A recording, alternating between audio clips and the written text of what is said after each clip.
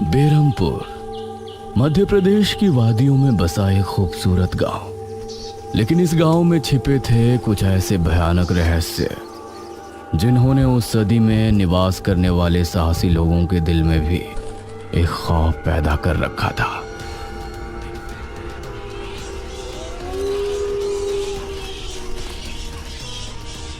आज तो बहुत दिनों के बाद मित्रों से मिलना हो रहा है, बहुत आनंद आएगा।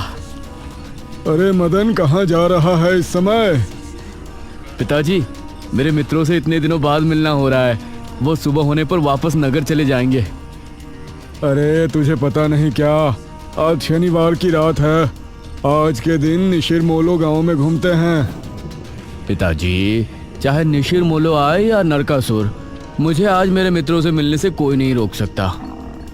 ठीक है, लेकिन ध्यान रहे, जैसे ही तुमको उनके कदमों की आहट सुनाई दे और उनका वो मंत्र जिसको वो दोहराते हुए आगे बढ़ते हैं, तो उन्हें बिना देखे किसी ऐसी जगह छिप जाना जहां से ना वो तुमको देख सके ना तुम उनको।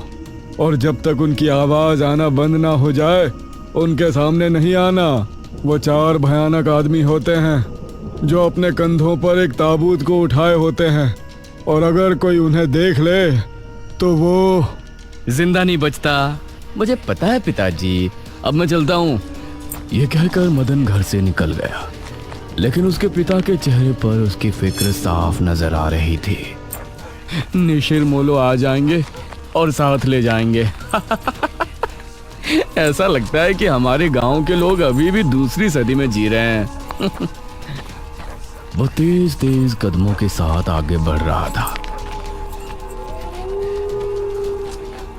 कुछ देर बाद उसे जंगल की तरफ एक पगडंडी वाला रास्ता नजर आया। यहां से जाऊंगा तो जल्दी पहुंच जाऊंगा, यहीं से आगे बढ़ता हूं। बिना ज्यादा सोचे वो जंगल के अंदर बने उस पगडंडी वाले रास्ते पर आगे बढ़ गया।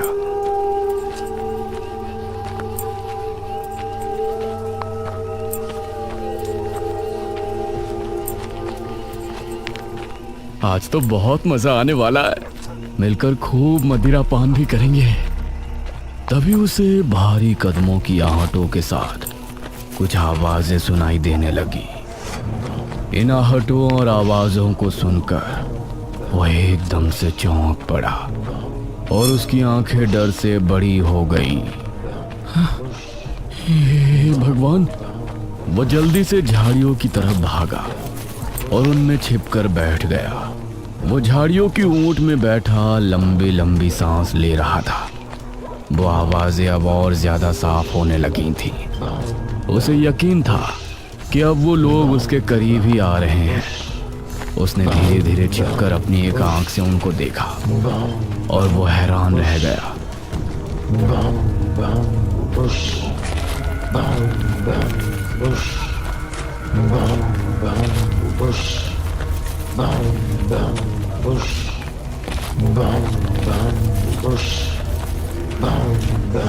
हे भगवान, मैंने इन्हें देख लिया।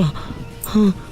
मदन पूरी तरह से झाड़ियों में छिप गया और कुछ देर अपनी सांस तक रोके वहां छिपा रहा। फिर उसने धीरे से झांक कर देखा तो अब वो लोग कहीं नजर नहीं आ रहे थे। हाँ, लगता है चले गए। वो वहां से निकला और दोनों तरफ देखा तो वहां कोई नजर नहीं आया। हाँ, शुक्र है भगवान। उसने एक कदम बढ़ाया ही था कि तभी उसे फिर से वही आवाजें अपने ठीक पीछे से सुनाई देने लगी। उसने एक झटके से पलटकर देखा तो वो चारों ताबूत वाले शख्स ठीक उसके पीछे खड़े थे।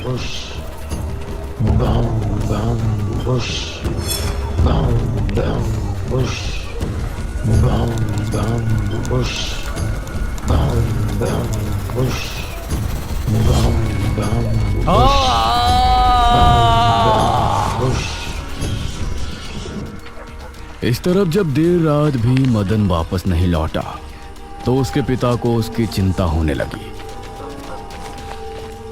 उसने गांव के एक आदमी विपुल को साथ लिया और जंगल की तरफ रवाना हुआ।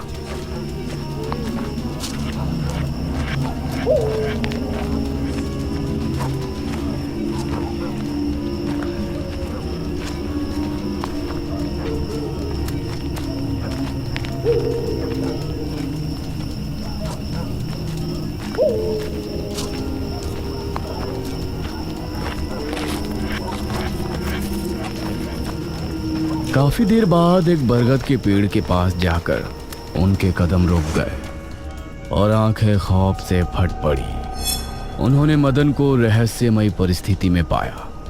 उसके चेहरे पर डर और आंखों में खौफ ऐसा नजर आ रहा था कि जैसे उसने हादसे से पहले बहुत ही भयानक मंजर देखा हो।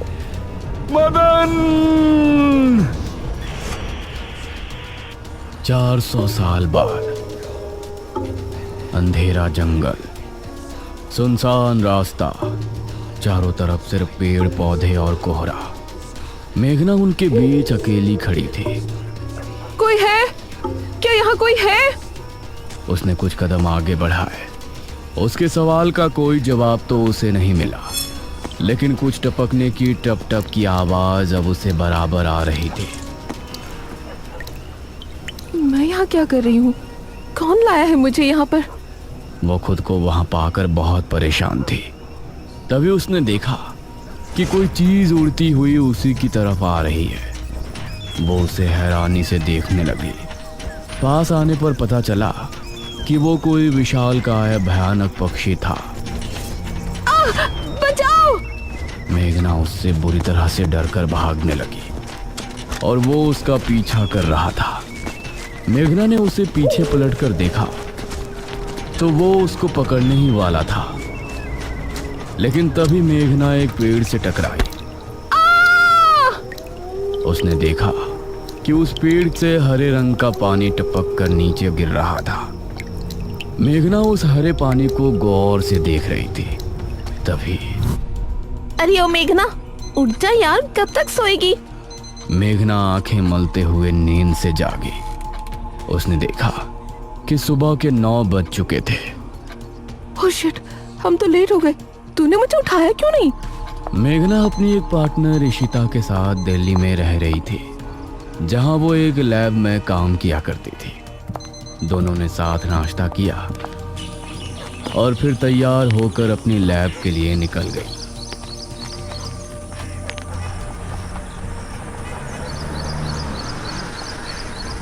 तेरा ऑमलेट खा खा कर मेरा पेट खराब हो चुका है। रोजाना कच्चा ही बना कर दे देती है।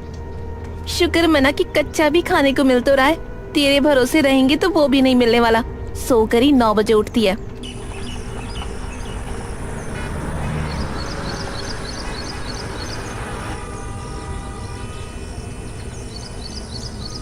ये दोनों लैब में पहुंची और वहां जाते ही इशिता के पास प्रोफेसर जयदेव की कॉल आई। तुम दोनों ने इस बार बहुत समय ले लिया है। जो एंटीडोट बनाने का काम तुमको दिया था वो पूरा करोगे या नहीं? प्रोफेसर साहब, बस ये समझ लीजिए कि काम होने ही वाला है। आप हमें 3 दिन का समय और दीजिए। ये कहकर उसने कॉल काट दिया। तो इतने दिनों से प्रोफेसर को घुमा रही है, आखिर तू ये एंटीडोट तैयार करेगी कैसे? ये सुनकर इशिता ने एक किताब निकाली।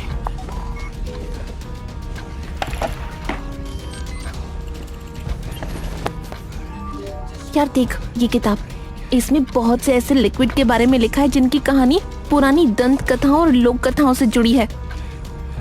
तो तू कहना क्या चाहती है?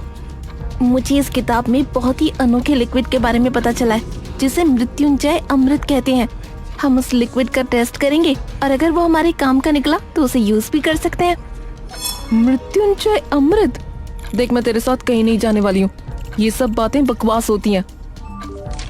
अरे देख तो सही, इस पेड़ से हर पूर्णमासी की रात ये हरा लिक्विड टपकता है। तभी मेघना ने देखा कि उस पन्ने पर किसी मृत्युंजय अमृत के बारे में लिखा था और उसमें ठीक वही पेड़ दिखाया गया था जो मेघना रोजाना अपने सपने में देखा करती थी। मतलब उस हरे पानी की बात ही इस किताब में लिखी थी। हे भगवान, क्यों हिला डाला ना, है ना इंटरेस्टिंग? मेघना ने कुछ सोचा और फिर जवाब दिया, हाँ तो हम दोनों कल ही बीरमपुर गांव के लिए निकलते हैं।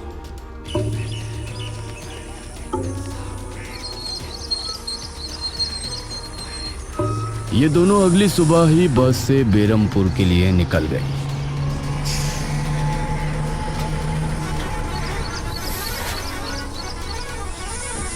वैसे एक बात बता, तू मेरे साथ वहाँ जाने के लिए एक ही बार में कैसे राजी हो गई? मेघना ने सच को छिपाते हुए कहा। ऐसी अनोखी चीज देखने के बाद भला कौन नहीं होगा जो इसको देखना नहीं चाहेगा? ओहो, ये हुई ना बात। मैंने तुझे पार्टनर बनाकर कोई गलती नहीं की।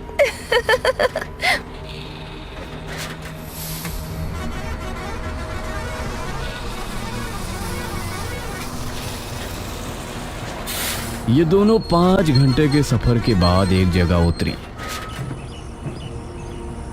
इनके ठीक सामने एक बड़ा सा गेट था जिस पर नाम लिखा था बेरमपुर। इशिता और मेघना ने जैसे ही गेट के अंदर कदम रखा तो अचानक से मौसम बदला। सूरज मानो बादलों के पीछे छिप गया और एक हवा अपने साथ आंधी ले आई। अरे वाह, गांव का मौसम तो बहुत ठंडा है। इधर गांव के लोग भी अचानक बदलते मौसम को देखकर हैरान रह गए। अरे ये क्या, अभी तक तो काफी गर्मी थी, ये अचानक आंधी कहां से आ गई? मुखिया जी, लगता है बारिश भी जरूर आएगी। इधर मेघना और इशिता दोनों ही गांव की तरफ बढ़ रही थी। यार, ये गांव के लोग ठीक तो होंगे ना? गांव के लोग तो ठीक ही होते हैं, अजीब तो हम शहर वाले होते हैं। ये बात तो तूने बिल्कुल पते की कही। इशिता और मेघना दोनों गांव के चौक पर पहुंची। वहां एक कुआं भी था और वहीं मुखिया भी 2 आदमियों के साथ खड़ा था। अरे बच्चियों, तुम दोनों कौन हो? अब नमस्ते जी, मेरा नाम इशिता है और ये है मेरी दोस्त मेघना।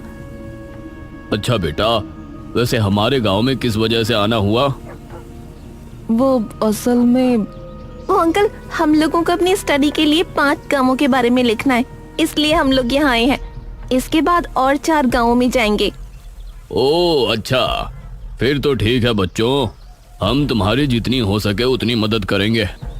जी अंकल, क्या हमें यहाँ कुछ दिन के लिए रहने के लिए कोई घर मिलेगा किराए पर?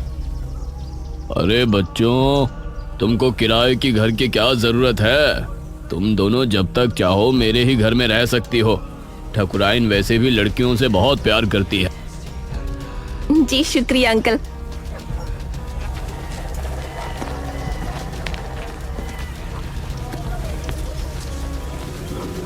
मुखिया इशिता और मेघना को अपने घर ले आया।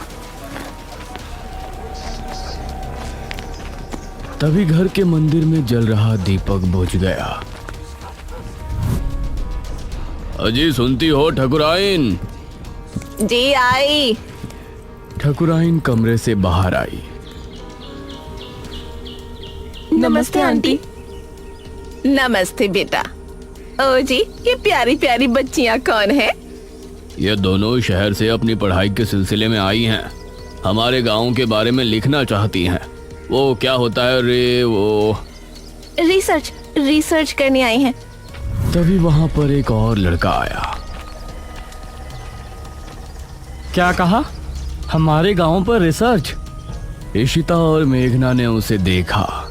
भला हमारे बेवकूफ गांव में आपको क्या मिल सकता है? ये सुनकर इशिता और मेघना हैरान रह गई। चुप करो अनुज, ऐसे कोई अपने गांव में बोलता है क्या? ये मेरा बेटा है अनुज। अनुज ने मेघा और इशिता की ओर देखा और उन्हें हाथ जोड़कर नमस्ते किया। नमस्ते बेटा अनुज, जरा इन दोनों को वो खाली कमरा दिखा दो जो तुम्हारे कमरे के बराबर में है। ठीक है पिताजी, आओ देवियों। देवियों? अनुज कॉरिडोर से होते हुए उनको कमरा दिखाने ले जाने लगा। इसी समय गांव के मंदिर में बैठा पुजारी भगवान की आरती कर रहा था। तभी अचानक से दिया बुझ गया। ये संकेत तो ठीक नजर नहीं आ रहे। हे प्रभु, रक्षा करना। वैसे आप लोगों को रिसर्च करने के लिए यही गांव मिला था? अरे हम लोगों को 5 गांवों के बारे में लिखना है, तो इसीलिए जो भी गांव पास दिखा चले आए। इसके बाद और किसी गांव में जाएंगे। अच्छा, वैसे यहाँ कुछ ऐसा है जो कि रहस्यमय या ऐतिहासिक हो? हाँ है ना, एक राजमहल। राजमहल यहाँ? हाँ, 400 साल पहले जो यहाँ के राजा हुआ करते थे, उनका महल। वैसे अनुज, क्या तुम हमें उस महल में लेकर चलोगे? हाँ, तुम लोग जाना चाहोगी तो जरूर। तो ठीक है, रात को जब सब सो जाएंगे तो हमें वहाँ ले चलना। यह सुनकर मेघना इशिता को हैरानी से देखने लगी। रात के समय तुम लोग मजाक तो नहीं कर रहे? नहीं, हम तो चलने को तैयार हैं। तुम्हें डर लग रहा है तो बताओ। मेरा गांव है ये, मुझे क्यों डर लगेगा। ठीक है, ले चलूंगा, लेकिन पिताजी को और माँ को पता नहीं चलना चाहिए। ग्रेट, तो बताओ किस टाइम आ रहे हो? 12 बजे तक पिताजी और माँ दोनों सो जाएंगे। मैं उसी समय तुम लोगों को ले आऊंगा। हाँ सही है। ये कहकर अनुज ने उन्हें कमरे में छोड़ा और वहां से चला गया। ये क्या, हम तो उस मृत्युंजय अमृत के बारे में पता करने आए थे ना। अब हम ये राजमहल क्यों जा रहे हैं? अरे उसको सीधा पूछते तो उसे शक हो जाता ना। आज हम राजमहल चलते हैं और फिर कल उसे जंगल जाने को कहेंगे और वहाँ जाकर बातों ही बातों में उसे मृत्युंजय अमृत के बारे में पूछेंगे। ये सही है। इस तरफ गांव के लोग मौसम के बदलती ठंड से बहुत हैरान थे। पुजारी बार बार आसमान की तरफ देख रहा था, जहां उसे काला अंधेरा इधर उधर घूमता हुआ नजर आ रहा था। करीब 12 बजे जब मुखिया और उसकी पत्नी गहरी नींद में थे तो अनुज कमरे से निकला। अरे लगता है आ गया। इशिता ने उठकर दरवाजा खोला। हाय अनुज। तुम लोग तैयार हो? हाँ चलो, हम तो रेडी हैं। तो चलो। अनुज इनको लेकर घर से निकला और इन्होंने 2 गलियां पार कर ली थी। उफ, तुम्हारे गांव में हवा इतनी ज्यादा चलती है क्या? रोज तो नहीं चलती, लेकिन शहर की 2 लड़कियों के साथ लगता है उनके शहर का प्रदूषण भी आंधी के रूप में साथ आ गया। कुछ देर चलने के बाद ये तीनों एक बड़े से राजमहल के सामने खड़े थे, जिसे देखकर मेघना को कुछ याद आने लगा। ऐसा लगता है कि इस राजमहल को मैंने पहले कहीं देखा है। ये है राजमहल, राजा सूरजभान का। वाकई में काफी आलीशान है। यह कहते हुए इशिता ने अपने कैमरे में उसकी एक फोटो ली। हमें खिड़की से अंदर जाना पड़ेगा, इसका दरवाजा सालों से जाम है। ये तीनों एक खिड़की के रास्ते राजमहल में पहुंचे और वहां की हर एक चीज मेघना को जानी पहचानी लग रही थी। इस तरफ गांव में आंधी का बहाव बढ़ने लगा था। सभी अपने अपने घरों में आराम से सो रहे थे।